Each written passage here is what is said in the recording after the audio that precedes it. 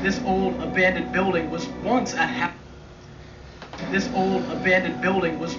happening spot in the middle of downtown Cocoa Beach, but it now lacks the same appeal. Wolf's little kingdom crumbled from the bottom up.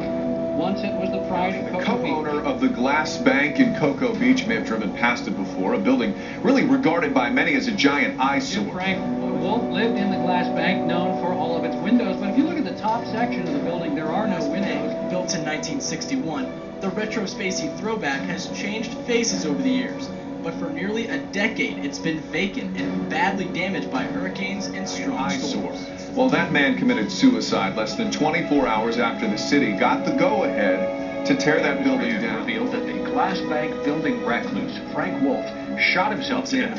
82-year-old Frank Wolf, longtime Cocoa Beach resident and the building's only occupant, was found dead shortly after 3 o'clock yesterday afternoon. All of that.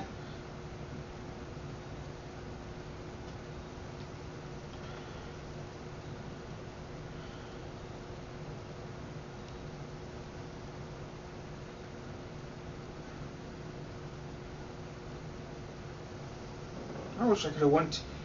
Hey, you know, write down all the stuff you would like to try doing before you die. I mean, I was never a wealthy person. I'm still not wealthy. But come on. Yeah, I know.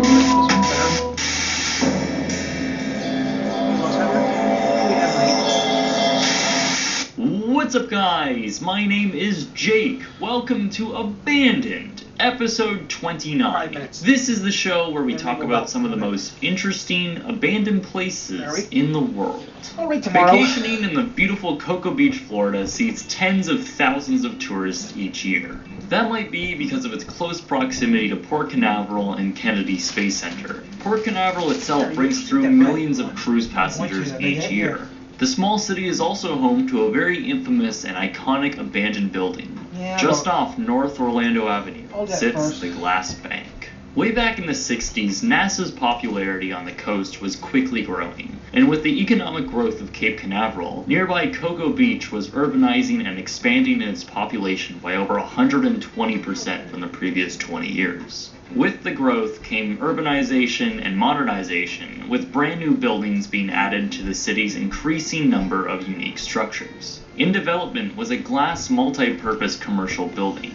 The structure was designed by a Harvard architectural graduate, and in 1960, construction started on the new ultra-modern structure. Construction continued throughout 1961, and in April of 1962, the first Federal Savings and Loan Association of Cocoa opened to the public. Of course, though, the futuristic modern design of the building would have local residents calling it the Glass Bank. It acted as a multi-purpose commercial building and housed something called a Sky Room restaurant, which offered 360-degree views of Cocoa Beach from the top floor. An outdoor terrace surrounding the restaurant allowed guests to watch missions from the Apollo, Space Shuttle, and other launches from Cape Canaveral, which was only around 8 miles away. The restaurant and terrace would also offer great unobstructed views of the beach, which was less than 1,000 feet from the building.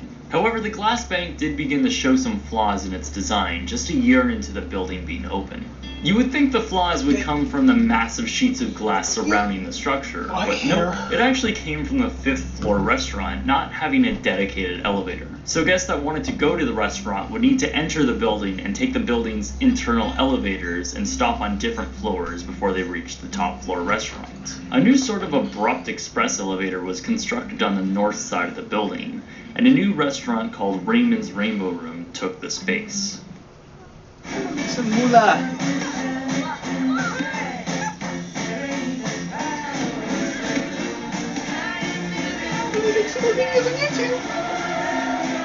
Find your ultimate playground at Visit California. I'm gonna do some work.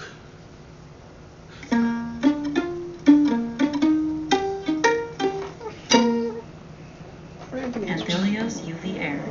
Invisible, light as air. La Roche-Posay. I wish I could make some more money on YouTube, but Watch all FIFA World Cup matches on Fox Sports, available with YouTube. Now it's easy to watch, even when it's hard to watch. Find sports, shows, and movies on YouTube at over 45 streaming services and one app. Try it free. Running your first 5K? hard. His first day behind the wheel, a little bumpy. Choosing a name for your first, not easy. Progressive understands first times can be challenging. It's why we created the Up Payment Program, down payment assistance for first-time home buyers. Because first times are easier with a little help. Learn more at progressive.com/openthehouse. This took the sought-after top floor and featured a restaurant and a nightclub which catered to the era it was in. The restaurant became very famous and helped amplify the Glass Bank into an icon of the Florida Space Coast. However, despite its initial popularity, by the late 60s, the restaurant was beginning to slow down, along with the space program. The top floor restaurant was changed from Raymond's Rainbow Room to Marby's Rainbow Room in 1970. However, by 1972, the new restaurant had closed permanently. Things for the Glass Bank continued to get worse when the 80s savings and loans crisis began to take its toll. The building's original primary tenant, First Federal, had closed its doors, and the Glass Bank had lost its original tenant 20 years into its existence. In 1981, a Cocoa Beach resident and attorney, Frank Wolf, had purchased the top floor of the building formerly of the Rainbow Room restaurant. And with Frank's new purchase, he made major modifications to the exterior of the building. The massive glass sheets which surrounded the seemingly freestanding interior were divided now by stucco and concrete. While yes, the design was sort of common for the 80s, it looked substantially worse than it did in its previous all-glass state. Bizarrely, Frank Wolf had decided to build a windowless 2-story penthouse on the top of the Glass Bank.